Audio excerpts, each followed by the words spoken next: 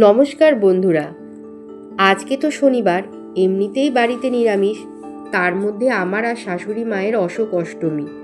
কি করব ভাবতে ভাবতে মাথায় এলো বাড়িতে তো ক্রাউন চাল আছে, তাহলে ঝটপট একটা হেলদি খাবার বানিয়ে নিই। ক্রাউন চালের খিচুড়ি, যেটা এর আগে আমি অনেকবার বানিয়েছি। আমার পরিবারের সবাই কিন্তু খুব ভালোবাসে, তাই ভাবলাম আজ এই রেসিপিটাই তোমাদের সাথে শেয়ার করি। তোমরাও তোমাদের নিরামিষের দিনে বানিয়ে নিতে পারো এই খিচুড়ি। এখানে কিছু সবজি নিয়েছি আমি, গাজর, পটল, ফুলকপি। তোমরা এর সঙ্গে আলু আর বিনসও নিতে পারো। সবজিগুলোকে দেখো আমি প্রথমে লম্বা লম্বা করে কেটে নিয়েছি। ফুলকপিটা সবটা দিইনি, অর্ধেক দিয়েছি। সবজিগুলো কেটে নিয়ে ভালো করে ধুয়ে নিয়েছি। তারপর একটি পাত্রে তেল দিলাম। ফুলকপিগুলোকে প্রথমে হলুদ আর নুন দিয়ে লাল করে ভেজে তুলে নেব। তারপর ওই তেলেই পটলগুলোকে একটু নেড়ে চেড়ে নেব। হালকা রং ধরলে পটলগুলোও তুলে নেব। এবার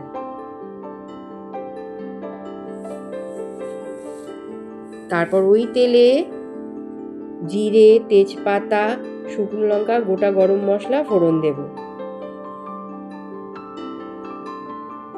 তারপর গাজরগুলো ঢেলে দিলাম। এরপর একটু নুন দিলাম আর একটা টমেটো কুচি আর 1.5 টেবিল চামচ আদা বাটা দিয়ে দিলাম। একটু নেড়ে চেড়ে নেব। তারপর গুঁড়ো মশলা, হলুদ গুঁড়ো, কাশ্মীর লঙ্কার গুঁড়ো, জিরে গুঁড়ো, ধনে গুঁড়ো এগুলো যোগ করলাম। সাথে 4টে কাঁচা লঙ্কাও দিলাম।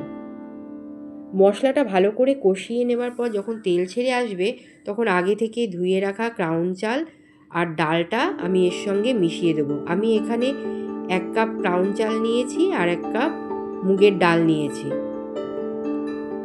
1 কাপ ডাল আর 1 কাপ চাল পরিবারের 4 জন সদস্যের জন্য একদম পারফেক্ট। আর এর জন্য নিয়েছি 8 কাপ জল, যেটা আমি আলাদা গরম করে নিয়েছি। প্রথমে আমি 6 কাপ জল মিশাবো, দিয়ে ফুটতে দেব। ফুটে উঠলে চাপা দিয়ে দেব। বেশ খানিকক্ষণ, মিনিট 10 মতন থাকার পর আমি চাপা খুলে নেব। তারপর বাকি সবজিগুলোও আমি যোগ করে দেব আর এর সাথে দিয়ে দেব বাকি 2 কাপ জল। তারপর আবার চাপা দিয়ে 10 মিনিটের জন্য অপেক্ষা করব। 10 মিনিট পর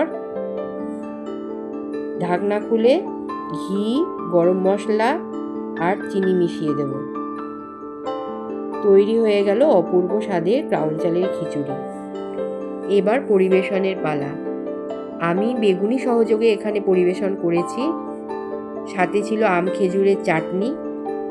তোমরা অতি অবশ্যই এটা বানিয়ে দেখো।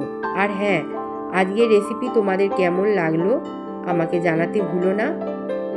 তোমাদের মূল্যবান মতামত আরও নতুন কাজের উৎসাহ প্রদান করবে। ভালো লাগলে অবশ্যই চ্যানেলটাকে সাবস্ক্রাইব করে দিও।